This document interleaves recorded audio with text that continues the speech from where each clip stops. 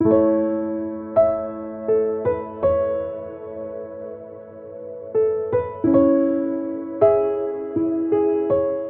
I am Dr. Alka Gupta. I am a gynecologist at C.K. Birla Hospital. I am going to talk on cancer of the cervix. Cervix is that portion of the uterus, बच्चेदानी का वो हिस्सा है जो बच्चेदानी का मुंह होता है. This is a well-known fact कि cancer of the cervix is the 4th commonest cancer in the world in ladies. लेकिन हमारे देश में, इंडिया में, this is the 2nd commonest cancer.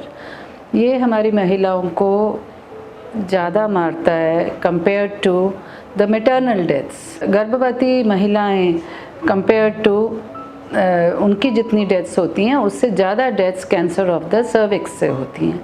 फिर भी हम लोग उसका प्रिवेंशन नहीं करते हैं. Only 4% of Indian ladies undergo the prevention for cancer cervix, और जबकि ये टोटली प्रिवेंटेबल डिजीज़ है. जैसे हम ब्रेस्ट कैंसर जो कॉमनेस्ट कैंसर है उसमें अल्ट्रासाउंड या मैमोग्राफी कराते हैं, इसी तरह से हमें इसमें भी टेस्टिंग करानी होती है. इसके जो लक्षण होते हैं वो बहुत लेट आते हैं. बदबूदार पानी जाना नीचे से या एबनॉर्मल ब्लीडिंग होना. ये किन महिलाओं में ज़्यादा होता है? जो ज़्यादा पार्टनर्स रखती हैं अपने लाइफ में या जिनके बहुत ज़्यादा बच्चे होते हैं. But it can also occur in the other ladies. तो कैसे प्रिवेंशन हम इसका करेंगे? WHO ने एक ग्लोबल फार्मूला बनाया है कि we have to finish this disease by 2030. There is a formula 90-70-90. 90% जो हमारी लेडीज़ हैं उनको वैक्सीनेट करना है. हमारी जो बच्चियां हैं 11 साल से 15 साल तक, 90% of the girls should be vaccinated. India में अभी ये पॉसिबल नहीं है क्योंकि इस वैक्सीन की कॉस्ट है और ये गवर्नमेंट प्रोग्राम में अभी इनकॉर्पोरेट नहीं हुआ. खुशखबरी ये है कि शायद कुछ महीनों में या साल भर में एक इंडियन वैक्सीन आने वाला है इसके लिए, जो कि सस्ता हो जाएगा.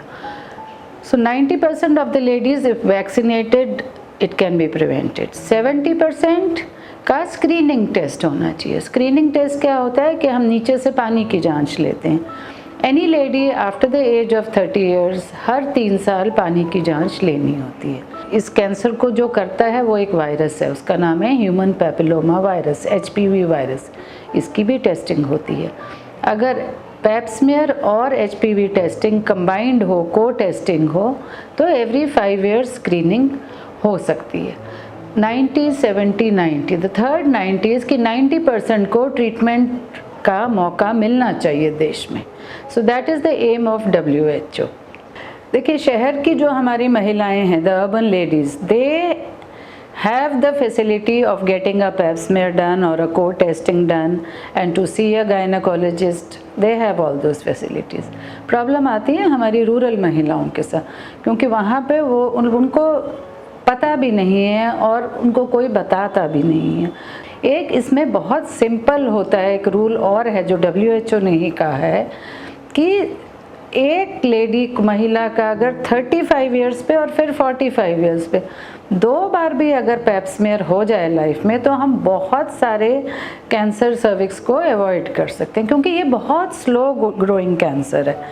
इसलिए अगर 35 पे विदाउट अ पैप स्मेयर, क्योंकि उसमें कॉस्ट आती है, पैप स्मेयर में आपको पैथोलॉजिस्ट भी चाहिए वो स्मेयर पढ़ने के लिए.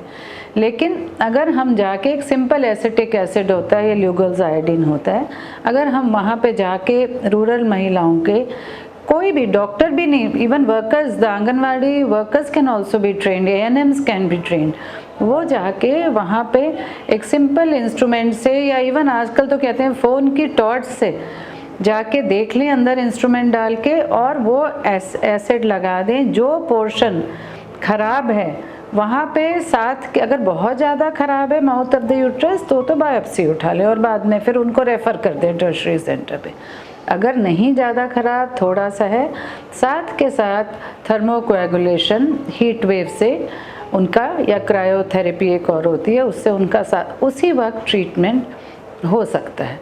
तो अगर 2 बार लाइफ में हम उनको भी ये एक्सपोजर दे दें तो हम बहुत सारे कैंसर सर्विक्स बचा सकते हैं। ये हमारे देश के लिए, हमारी महिलाओं के लिए बहुत ज़रूरी है। तो please read about cancer cervix and do your prevention on cancer breast and cancer cervix. We can save our ladies. Thank you so much.